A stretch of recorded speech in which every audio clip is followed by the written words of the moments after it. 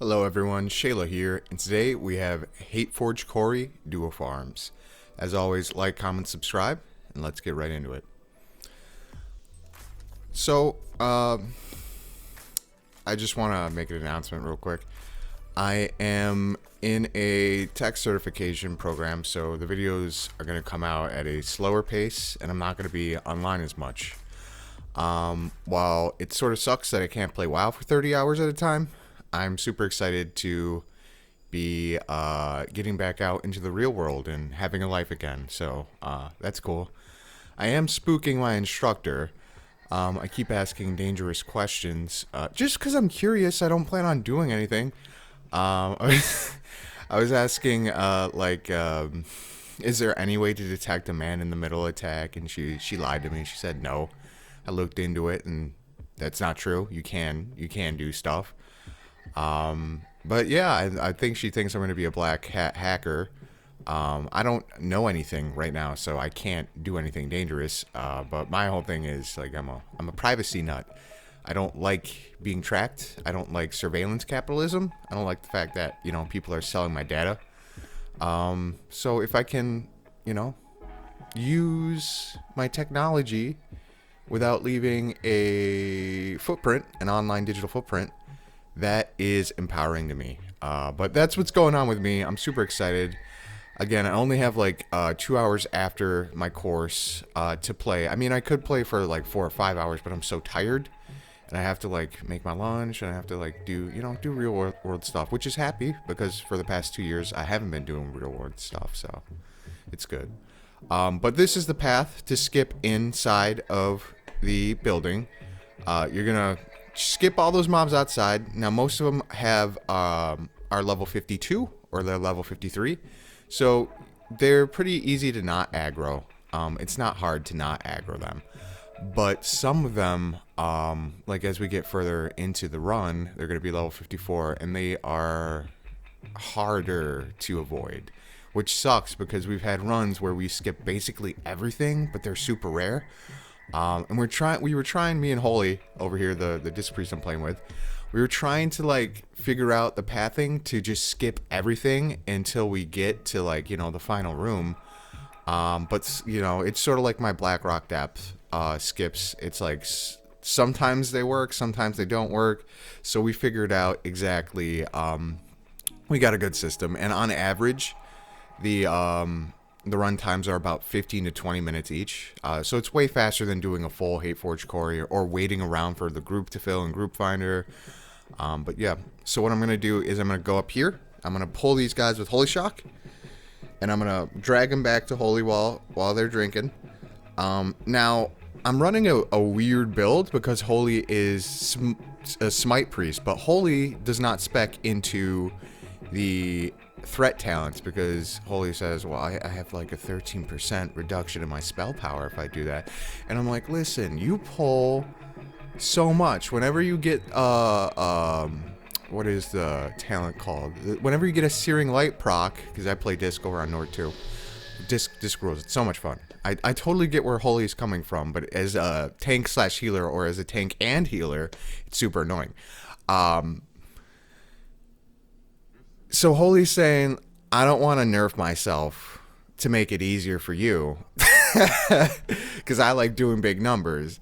And I'm like, as a Smite Priest, I respect it.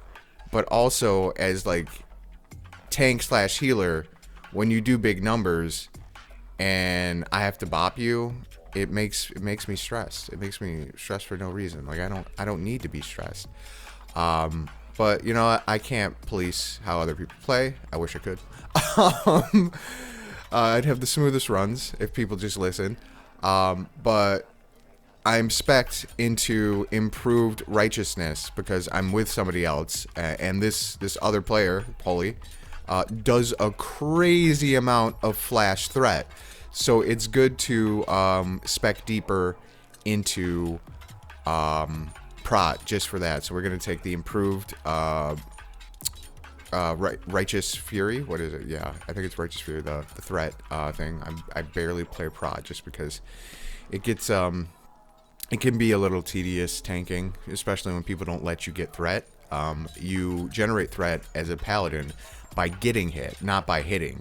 By your consecration, your holy shield, and your retribution aura. Those are going to be the 3 main ways you generate threat. So if you have a damage in your party who is hitting and not letting you get hit, yeah, you can sort of pull them off you and you can do things, but without a gross amount of spell power, which you don't get until probably about tier 2.5, tier 3, it's going to be hard to get threat and to keep, especially if it's like a rogue, a mage, a shaman, maybe a lock. It's gonna be difficult to claw back threat. So it's super important that you know, the people you're playing with allow you to get hit for about 1 to 2 seconds if you're playing prot.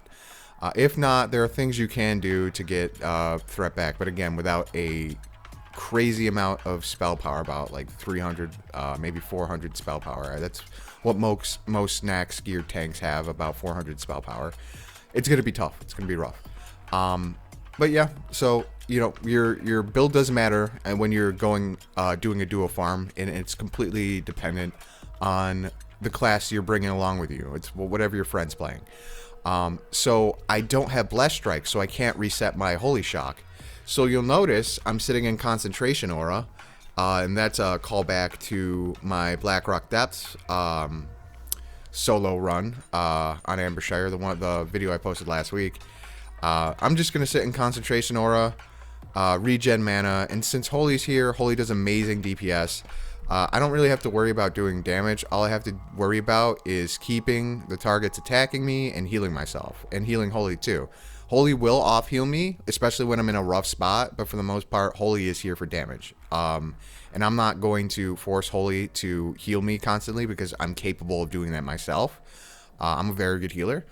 And Holy is a very good DPS, so I'm going to let the people do what they're best at. I'm not going to, you know, make a monkey swim, and I'm not going to make a fish climb a tree.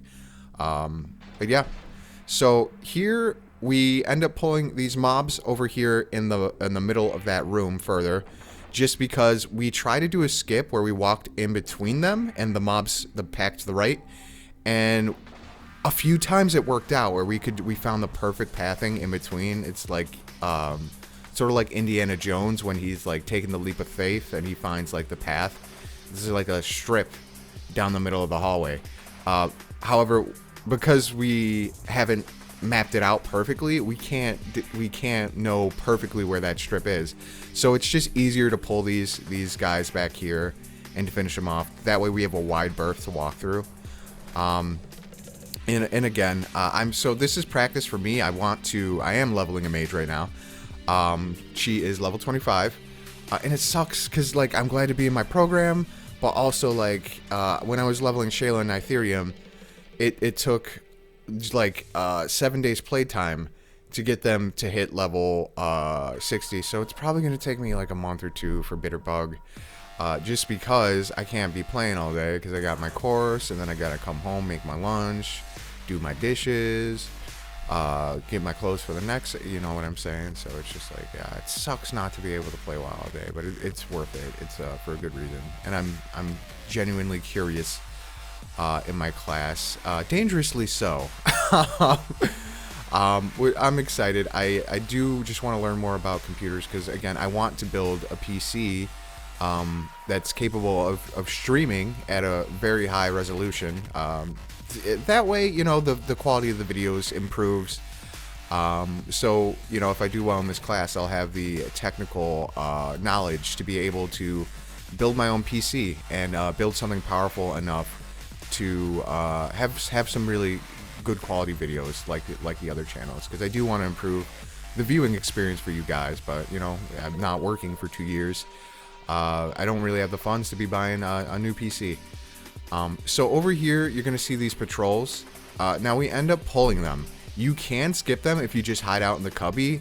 However, if you do skip them, there is a possibility that they come up behind you when you're going down this hallway again, and they social aggro the mobs near you. So that's something you want to consider. What we ended up doing in the run after this is we got in the cubby, we waited for them to pass by, we pulled them into the cubby. You see, like, again, level 54s, it's going to be a lot more difficult. And I know what you're thinking, why isn't the priest mind soothing? Well, Holy has not purchased mind soothe yet. So we talked about it, and Holy's like, you know, this would be a lot easier if I bought mind soothe. And I was like, yeah, it really would be. So next time we do this, the next day we do this, Holy's gonna mind soothe some of these packs. That way we can just, you know, walk by them without being interrupted. And this run ended up taking 17 minutes. But again, it's usually like 14-15 minutes, so long as we don't pull the pack over here. Like, if we do all the skips perfectly and we don't pull anything, I mean, it doesn't really matter the time, because again, we're playing a video game. We're not here to min-max, you know, our free time. It's Turtle WoW. But if you're doing a few hours of runs, you can fit in more runs if you do pay attention and you're time conscious. So there's an argument for doing this, but again, we only did this for about an hour and a half, and I'd planned a PvP afterwards, but I was just so wiped from my classes. I was just like, oh, I gotta go to bed, which is good because I woke up super early, and I'm going to play Skyrim while this video is rendering, and then I'm gonna hop on my mage for about an hour today. So I got a nice little schedule. Look, again, sharing about me a little bit. Got a nice little schedule planned out. I wake up around 5. Some days I'll wake up at 4 because I just get that much sleep. It's fantastic. I get 7-8 hours of sleep. Sleep is OP. And either I'll work out in the mornings, check my like auctions after I work out or before I work out. If I have time and I've already worked out, I'll also go to High Jaw. I'll get a few dream shards too. You know, just stock up that way. I'll work out, I'll go for my run around the park 2 miles, eat some oats and a protein shake, walk down to my bus, and then I'll go do my course, come home, get home about, I don't know, in the afternoon. I'm not going to give you all the details. I don't want you to stalk me or something like that. But I get home in the afternoon, and I can play WoW for about 3 or 4 hours, maybe 4 if I'm not exhausted, but I'm usually really tired. And then, you know, I just get ready for the next day. I make my lunch, and, you know, we do it all again. It's a good schedule. I'm happy with it. Oh, and I've been reading again. Been making time for reading. So while I'm on my bus, I'll take a book with me and I'll read it. And it can't be tech related. That's the thing. Now, eventually, I'm gonna have to study. And I'm trying to figure out what the best way to study and play WoW is. And it sucks because I don't want to like step away from like the game because I love playing WoW. So we're gonna have to figure that out. I mean, all I need to do is study for an hour and a half, maybe 2 hours a day. And I was thinking about doing it last night, but then I was like, no, sleep, go to sleep, sleep time. So we're in the final room. So this is gonna be important. I did spec into improved bop, so my bop is only 3 minutes, so I can bop Holy because Holy pulls a lot. Not running I forget what it's called, spiritual attunement or whatever, the threat talent for disc. So at 50, maybe 55%, he's gonna summon those 2 ads. And now sometimes I will, you know, be aware and I'll be able to get a consecration down, like not here, but other times I'll just bop Holy the second they come in. Now if I'm smart, I would preemptively bop the same way we preemptively what's it called, Hand of Freedom. So we'll preemptively Hand of Freedom ourselves or warriors when we're in BGs. If we preemptively Blessing of Protection, the DPS we're with, those ads will automatically come to us. They'll start hitting us. We'll generate our threat, and it'll be okay. We'll have them on us. And again, it's not this isn't too difficult. 15 to 20 minutes per run, depending on what you pull. And we're gonna do this for a long time. I like doing this. 1, because I like helping out Holy. 2, I get fashion tokens, and you know I love to look fantastic.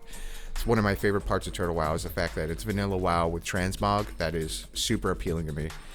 I can't wait to finish my course and get a job so I can like buy all the shit in the Dono store.